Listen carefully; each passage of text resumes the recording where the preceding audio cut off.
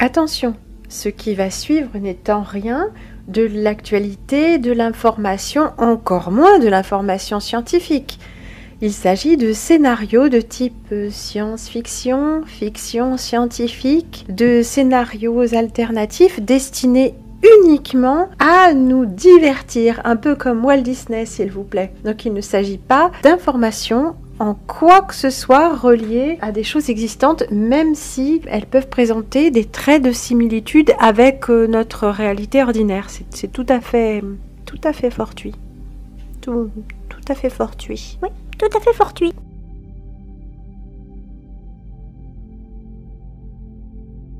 Bon, et ben voilà, c'est septembre, c'est la rentrée, hein, on a vu tout s'est bien passé, enfin bon, ou pas, mais bon, on va pas parler des choses qui fâchent, ça commence à gaver. Non. Je propose, hein, ces circonstances, il n'y a pas que les gamins qui vont se faire farcir le ciboulot, nous aussi, il faut qu'on s'y mette, il faut qu'on se cultive. Alors, il faut se remettre à jour, nous les vieux cons, et les intermédiaires entre les jeunes débiles et les futurs décervelés, alzheimerisé, et il faut faire un effort parce que je vois que ça travaille encore un petit peu trop là et ça raconte n'importe quoi. Donc on va se remettre à jour. Alors on va faire comme si on allait à l'école. Bon, pour aller à l'école, vous avez compris, il faut mettre le machin là. Regardez, vous l'avez déjà vu celui-là, je vous l'ai déjà montré. C'est les dinosaures, c'est pour les enfants. Ouais, c'est le masque, vous connaissez, élastique, extensible et respirant. Le masque est respirant. Le nez qu'il y a dedans, certainement moins, mais le masque, ça va. Donc, il y a les dinosaures dessus. Bah oui, ça plaît un enfant. Vous avez vu, il y a même le brontosaure. Vous savez qui c'est, le brontosaure? Un brontosaure, il a jamais existé. Non, mais ça, c'est officiel. Si, c'est officiel. Le brontosaure n'est... Non, c'est une vue de l'esprit, il n'y a pas de brontosaure. Tous les autres, officiellement, ils ont existé. Bon, pas de commentaires. Donc, vous voyez qu'avec cet article-là, en matériaux technotroniques, eh bien, il fait 2 en 1. Il fait le masque obligatoire et dinosaure obligatoire. Comme ça, c'est la porte ouverte à Darwin, évolution, NASA, tout. Je fais un raccourci, mais vous allez voir, en fait, il n'y a pas tellement besoin de s'emmerder avec le reste. C'est dinosaure, conquête spatiale, et là, on a le package. Le tout sur le masque. Ah oui, tiens, faut que je regarde s'ils auraient ça.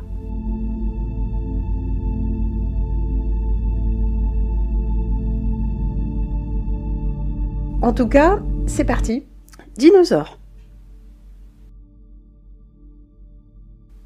Tiens, ils sont beaux. Oh merde, avec les écailles, enfin tout quoi. Hein. Ils sont grands les mecs, hein, les choses, les... Ah, pareil, ils ont des plumes. Quand j'étais petite, ils n'avaient pas de plumes. Mais maintenant, ils en ont. Bah c'est comme ça, tout change. C'est la remise à jour. T'as toujours pas compris?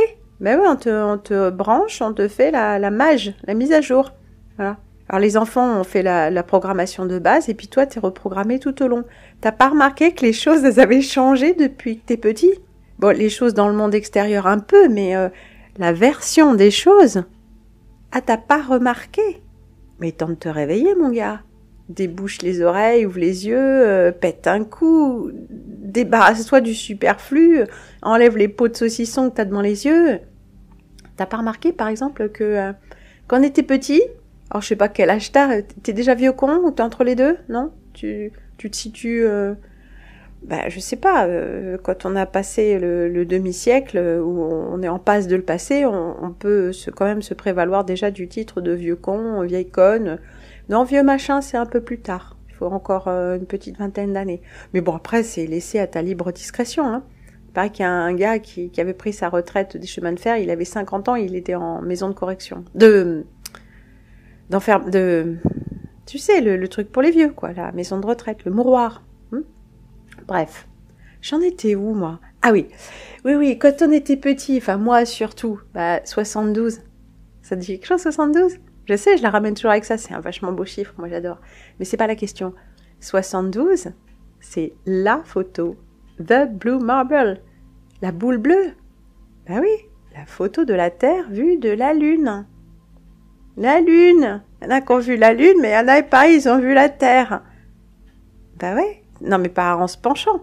Ils l'ont vu dans l'espace, depuis l'espace, dans le sur fond de, tu vois, le truc avec les étoiles, sauf qu'il n'y avait pas d'étoiles. Non, c'était trop compliqué pour les peindre dans l'ordre. Il y avait des petits malins amateurs d'étoiles qui auraient tout de suite vu que ça collait pas. Hein.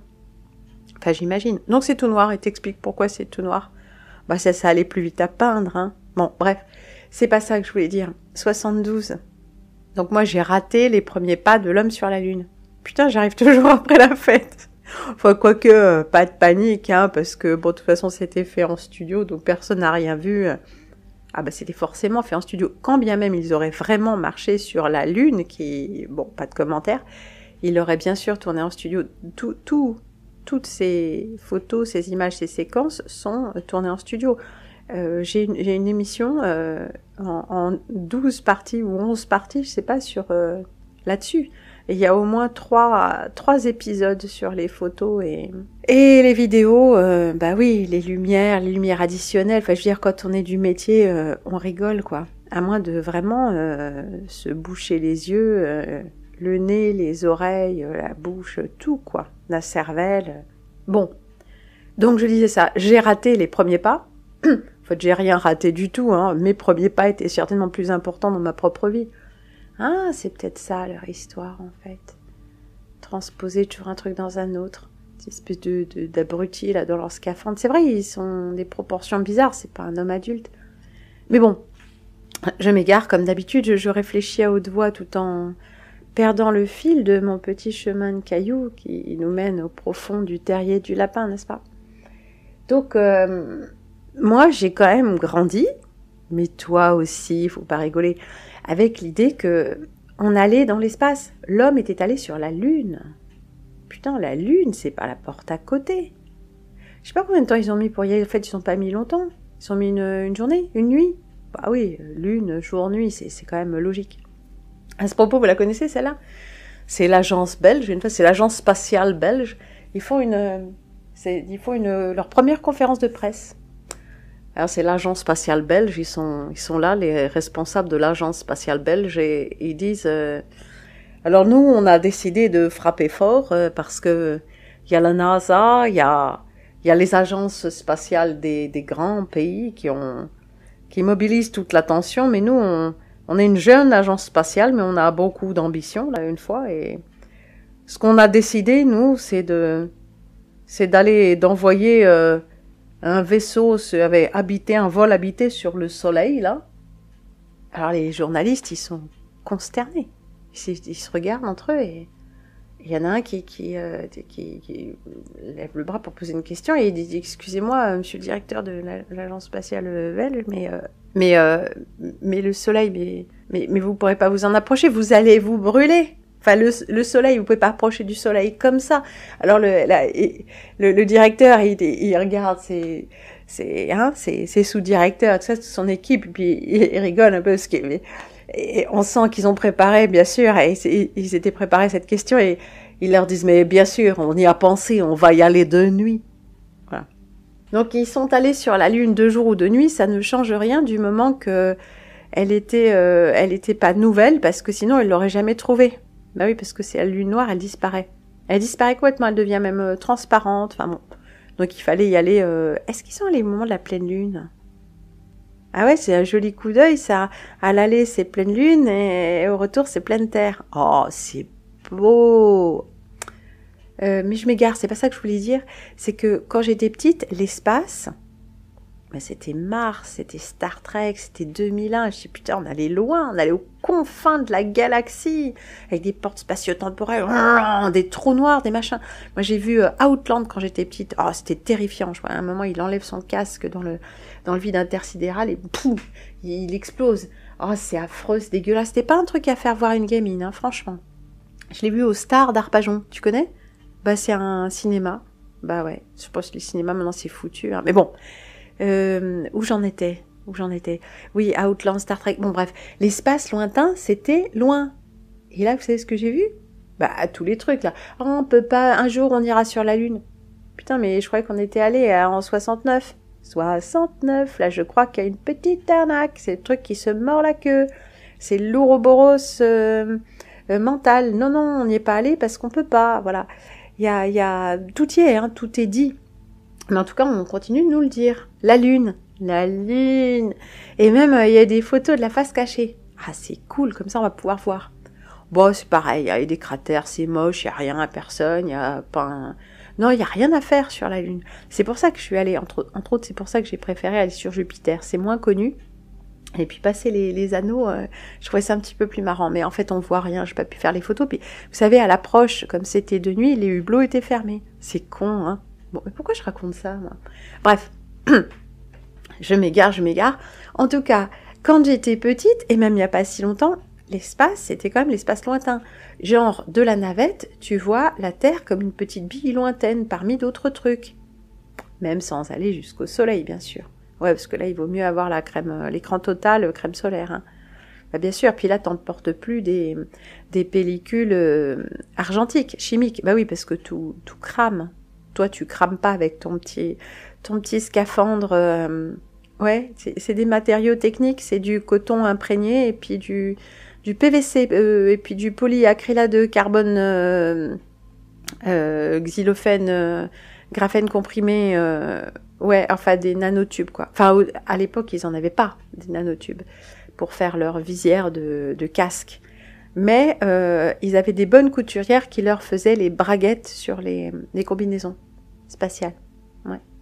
Ben, quand tu veux pisser dans l'espace comme ça, c'est pratique. Tu ouvres, et tu pisses, et tu refermes. Ça, c'est que pour les hommes. C'est pour ça qu'au début, il n'y avait que des hommes. Alors pour les femmes, je sais pas, peut-être elles se pissent dans la culotte. On sait pas. Non, mais c'est marrant. Hein. Non, mais c'est vrai. C'est une faible petite protection, ce petit... Non, il y a une double visière, c'est vrai. Ben, une visière dorée pour faire joli, si tu veux. Mais non, vu les températures et puis la pression du vide, c'est quand même... c'est chaud les ballons, leur histoire. Hein. Hein, les mecs, ils implosent pas. Non. Ils sont dépressurisés. Ah, ça doit faire bizarre dans les roubignoles, la dépressurisation. Hein. Bah, c'est comme ça. Eh oui. Non, mais il y a un moment, il faut penser à la physiologie. Hein. Si tu dégueules dans le casque, c'est pareil. Hein. Bon, bref. Ça n'arrive jamais. C'est génial. Jamais il se pisse dessus, jamais il se chie dessus, jamais il se vomit dedans, jamais il s'éternue à l'intérieur du casque. Génial. Les mecs, trop forts, parce que tu te grattes pas dans le scaphandre. Hein. Ah oui, tu répares pendant 2 heures un truc avec tes gants de jardin, là, mais tu peux pas te gratter. Ça doit être l'enfer. Bon. Enfin, en même temps, ils sont bien payés. Ah oui, j'ai lu ça. International Swimming Station. Station de nage, hein, de plongée internationale. Bah oui, ça fait ISS, c'est marrant. En tout cas, l'espace, il n'y a pas si longtemps, c'était vachement loin. Et là, en fait, c'est la basse orbite terrestre. Ah oui, on peut pas aller plus loin. Ah bon? Mais je crois qu'on y était allé. Et ça, c'est l'organisation de la dissonance.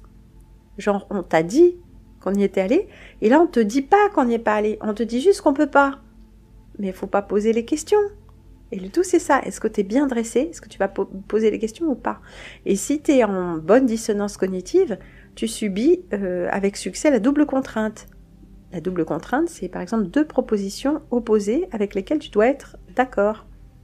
C'est Double Think, la double pensée de 1984, ça c'est un peu apparenté, non? Donc, l'homme a marché sur la Lune, oui, en 69, et on ne peut pas quitter la basse orbite terrestre, oui, et ça c'est en 2021. Y a rien qui te choque? Non. Bon ben voilà, t'es en dissonance cognitive, t'es bien programmé. On va passer à la phase suivante. Alors j'avais vu un truc hyper marrant. C'est une petite nana, mandatée aux ordres, qui t'explique dans une vidéo scientifique que en fait, on s'est rendu compte, alors toujours, les spécialistes, les nasologues, les nazes, quoi, les gros nazes, ils se sont rendus compte que en fait l'atmosphère terrestre s'étendait bien plus loin qu'on croyait au départ. Merde, ça alors. Et en fait, elle s'étendrait jusqu'à la Lune. Jusqu'à la Lune. Mais ouais. Donc en fait, c'est pour te préparer ton petit esprit, tu vois. Donc en fait, les astrologues qui ont marché sur la Lune, ils n'ont pas quitté l'atmosphère terrestre. Tu comprends ce qu'on te raconte là ou tu comprends pas? Eh ben, l'atmosphère terrestre qui au départ c'était la Terre et la Lune c'était la Lune, eh ben l'atmosphère terrestre en fait elle s'étend jusqu'à la Lune. Eh oui.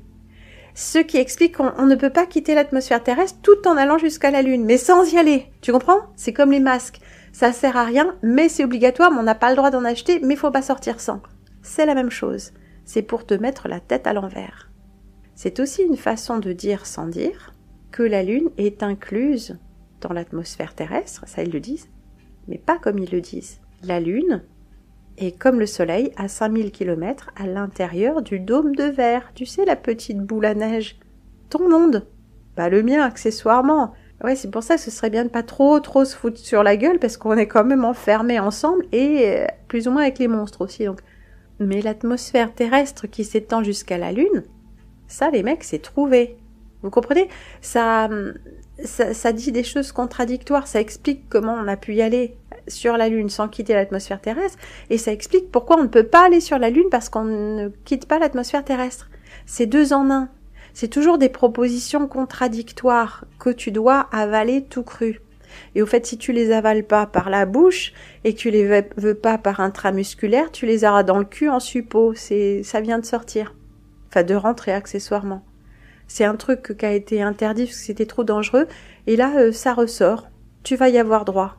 De toute façon. Si c'est pas dans le pif, dans la cervelle, dans l'anus, ce sera de toute façon, dans la cervelle de façon immatérielle. Mais il faudra que ça rentre, tu comprends ? Il faut que ça rentre.